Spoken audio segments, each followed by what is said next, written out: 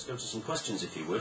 I want to go back to you straight away, Dave. This is from Lulu. She says, I'm just wondering what was the most crucial factor which drove you to, and she says, defect from American journalism to Al Jazeera English Channel. Now, you've made it quite clear what you think about this, Dave, but still, it's a hard message to drive home.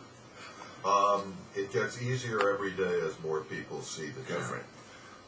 The quality of the channel is the quality that was promised to me of the channel is what attracted me to it, and I have to say that there's been 100% delivery.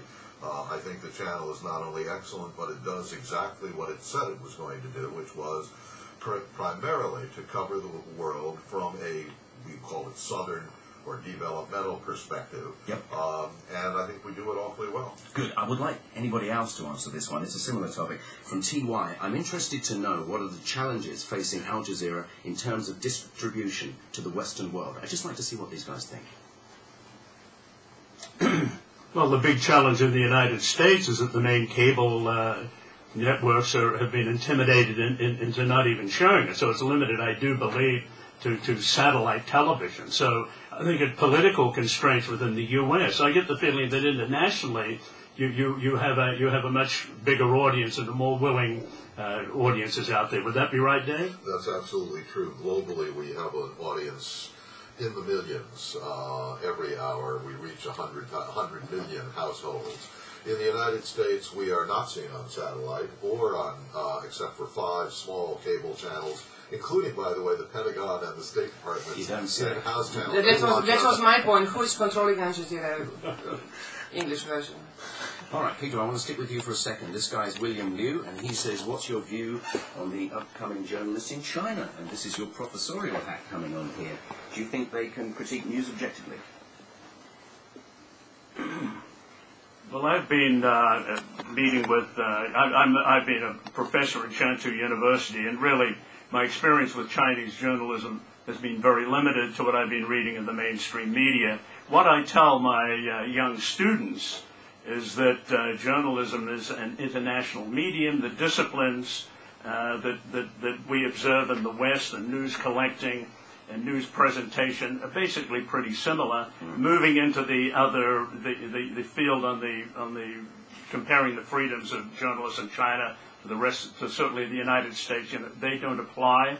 I have the sense in China that there are attempts to widen, push the limits outwards, certainly on the internet. That I'm not an expert on this field yet. Ask me next year. I will. Okay. So I was actually based in China as a journalist for NPR in the 90s. So I have about a span of a dozen years to compare. If you look back in the mid-90s, Chinese journalism was still very much state-run, state-dictated. You could look at the China Daily or look at the Chinese language media, and it was very predictable what would show up. There's a new generation of journalists now who want to be real journalists. And they go out and they do the reporting on social issues, and they really try to push the envelope. Sometimes they get slapped back. Some of them occasionally get put in prison. Some of them lose their jobs. But a fair number continue to try and see what they're able to do. See, people think that it's Chinese journalists who are in charge of what goes into the papers and onto the TV stations. Well, of course, as you all know, that's not true. They do go out and they do get the stories. It's just that some guy in an office at the end of the corridor will say yes or no as to whether it goes to print. And I know I know a number of Chinese journalists in their 20s who talk to me in very frustrated tones about the stories they have actually reported and written, and their editors say, sorry, we can't use it. So, I mean, I'm not saying that it's true across the board that everyone's an investigative reporter just dying to get their stories in print. I mean, there's also the problem in China of journalists taking bribes for stories and not being entirely ethical in how they approach reporting.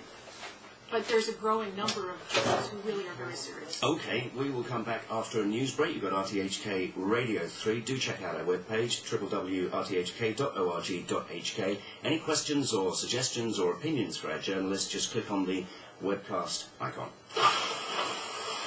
Radio 3 weather. Fine and very dry today, bit of haze. Moderate northeasterly winds, mainly fine, dry and cool for the mornings at least for the next few days. Flight Danger Morning. 11:30, here's Edna Chair with the news. The United States and Britain have welcomed the announcement by President Wishart of Pakistan that he plans to lift 4-week emergency but they've called for further action to ensure free and fair parliamentary. And the other half are scenarios where you're drunk guys with guns. Forget about it. Sometimes they kidnap you, they take you to a warehouse, they threaten you with death, they interrogate you, and it's very real as you're going through it, even though you know it's a scenario. So it really sort of puts you through the psychological frame of being in that situation, and then you discuss afterward, did you do the right thing? What could you have done differently? How could you stay safer? All the training in the world isn't going to get us through certain situations. Do you just have to be a particular kind of person to successfully get out and do this job? Now, I would say that any experienced journalist who's had 8 to 10 years in the business or even less, well-trained in basic police reporting, natural disaster reporting, can become a war correspondent. In fact, I tell my students when they ask me, how did you become a war correspondent? I was chosen at age 27 by the Associated Press to go to Vietnam. They'd had me covering Indonesia and other stories, and they called me and said, you have the experience, you have the ability, we want you to go and cover a war. And I would say that most of the Western reporters in Iraq are the same position, well-trained, covering local news, national news, who their editors call and say, look, we need you to volunteer to go to Iraq. We'll give you 10 days of training, but you've got all that it takes to be a professional reporter. They're the ones who end up in Iraq and Afghanistan, and they really do a very good job. Don, I'd like to bring you in.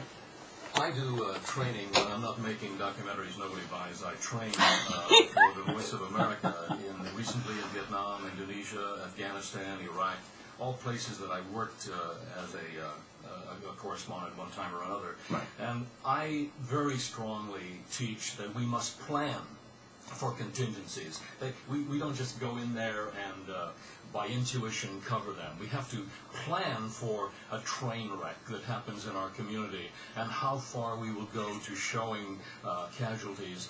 This all must be worked out with management and the staff.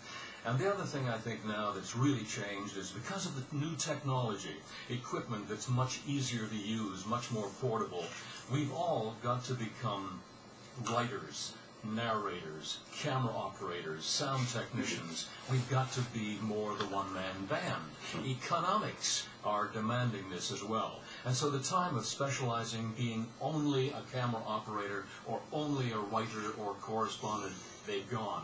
We've got to be jack of all trades and master all the arts of journalism. Well, I agree with the guys, but it's a little bit typical American. You have to be prepared, you have to be trained. It does help. But in Europe it's a little different. We don't have a war. Sweden, we don't have a war. But I'm growing up with war. I mean, when I was to Lebanon first time, I was not expecting the war will be done in Baghdad the same.